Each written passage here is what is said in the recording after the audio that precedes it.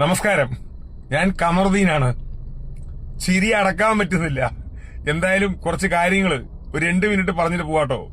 കേരളത്തിൽ നിയമസഭാ തിരഞ്ഞെടുപ്പ് കഴിഞ്ഞു. പ്രത്യേകിച്ചിട്ട് ഇന്ന് റിസൾട്ടാണ്. നല്ല UDF ശക്തമായ ഭൂരിപക്ഷത്തോടുകൂടി തിരിച്ചു വന്നു. LDF ശക്തമായ പ്രതിപക്ഷമായി കേരള നിയമസഭയ്ക്കകത്ത് ഉണ്ടാകും. നല്ല ഭരണം കാഴ്ചവെക്കാൻ UDFന് സാധിക്കട്ടെ.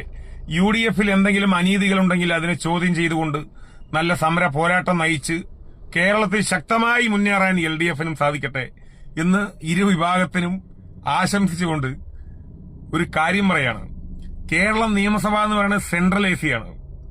ഈ സെൻട്രൽ AC ഇട്ടിട്ട് അതിനകത്ത് ഈ നിയമസഭ MLA ഇപ്പോൾ കേരളത്തിൽ BJP ഉണ്ട്, കോൺഗ്രസ് ഉണ്ട്, കമ്മ്യൂണിസ്റ്റ് ഉണ്ട് അല്ലേ? അപ്പോ 3 വിഭാഗം ആളുകളുണ്ട്, MLA-മാരാണ് അല്ലേ? അപ്പോ അവർക്ക് സമാധാനത്തോടെ നിയമസഭയ്ക്കകത്ത് ഇരിക്കണമെങ്കിൽ നല്ല സമാധാനം വേണം. പക്ഷെ നാറ്റം ഉണ്ടെങ്കിലോ ഇരിക്കാൻ പറ്റുമോ? നാറിക്കഴിഞ്ഞാ അവിടെ ഇരിക്കാൻ പറ്റില്ല. ഒരാൾക്കും, ഒരു രാഷ്ട്രീയ പാർട്ടികളിലെ MLA-മാർക്കും സ്പീക്കർക്കും മുഖ്യമന്ത്രിക്കും ഇരിക്കാൻ പറ്റില്ല. പക്ഷെ ആ നാറ്റത്തെ ഒഴിവാക്കി തന്ന ഒരു മണ്ഡലമുണ്ട് കേട്ടോ, ആരും മറക്കരുത്. ആ മണ്ഡലത്തിന്റെ പേര് പൂഞ്ഞാർ എന്നാണ്. അപ്പോ എനിക്ക് പറയാനുള്ളത് പൂഞ്ഞാറിലെ നിവാസികളോടാണ്. വളരെ വളരെ സന്തോഷമുണ്ട്.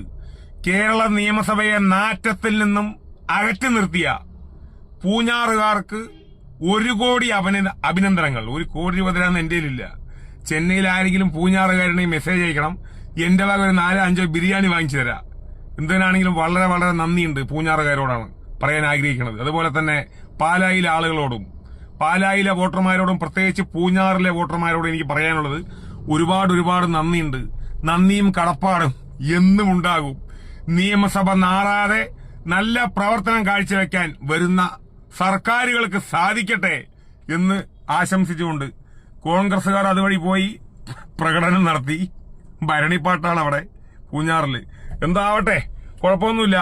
അപ്പൊ നിയമസഭ നാറാതെ കാത്തു സൂക്ഷിച്ച പൂഞ്ഞാറുകാർക്ക് അഭിനന്ദനങ്ങൾ. അതുപോലെ തന്നെ പാലാ നിവാസികൾക്കും പാലായിലെ വോട്ടർമാർക്കും അഭിനന്ദനങ്ങൾ അർപ്പിച്ചുകൊണ്ട് നിർത്തുകയാണ്. ഓക്കെ, നന്ദി, നമസ്കാരം.